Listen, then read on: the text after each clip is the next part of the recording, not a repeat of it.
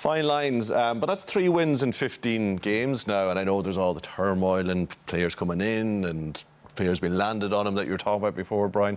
But, you know, the clubs say there's no pressure on him, but what point does pressure start coming on him? And do you think that long-term view will hold for the time being for him?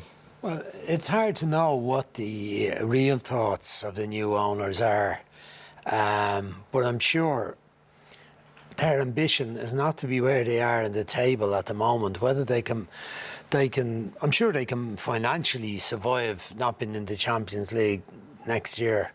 It's going to be very difficult for them to get that position from where they are in the table now. I think it's 10th place there at the moment. But I would think that the owners quietly, if they're talking among themselves, among the board, whatever the board structure is, I'm sure they're saying, we need to be doing better. We're after giving your man all the tools he can. We spent a fortune. He might not have wanted all the ones we gave him, but he has them now. Get on with it. And I think he's very much a manager who has made do in the past. It wasn't ferocious spending at Brighton after he went there. It's always very steady under Tony Bloom. And he built a side that was very competitive and had a really good season last season, high up in the table. His previous work in Sweden, he did fantastic work. It's a different level now, It is isn't a different level, but it's very steady work. But, you know, as everyone always says, it's a results game, and they need to see the results improve. And I think they have a great chance to go through. They have the quality, they've better squad than Dortmund. They need the support of the crowd.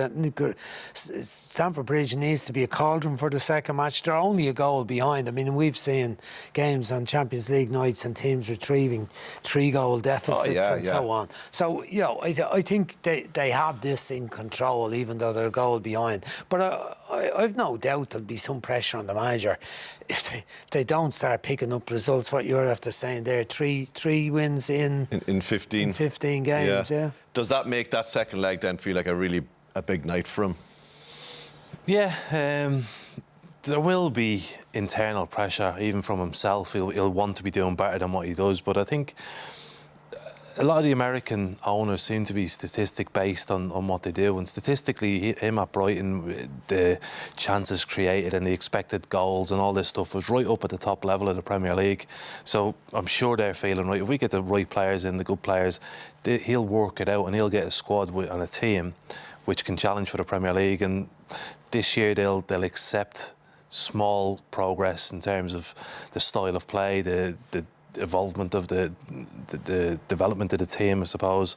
But next year, if there's no difference, if there's not a real turnaround and a real positive look to their performances at the start of the season, I think it'll be a quick change. So even if they're top of the expected goals next season, that won't be enough for them? I don't think so next year, no.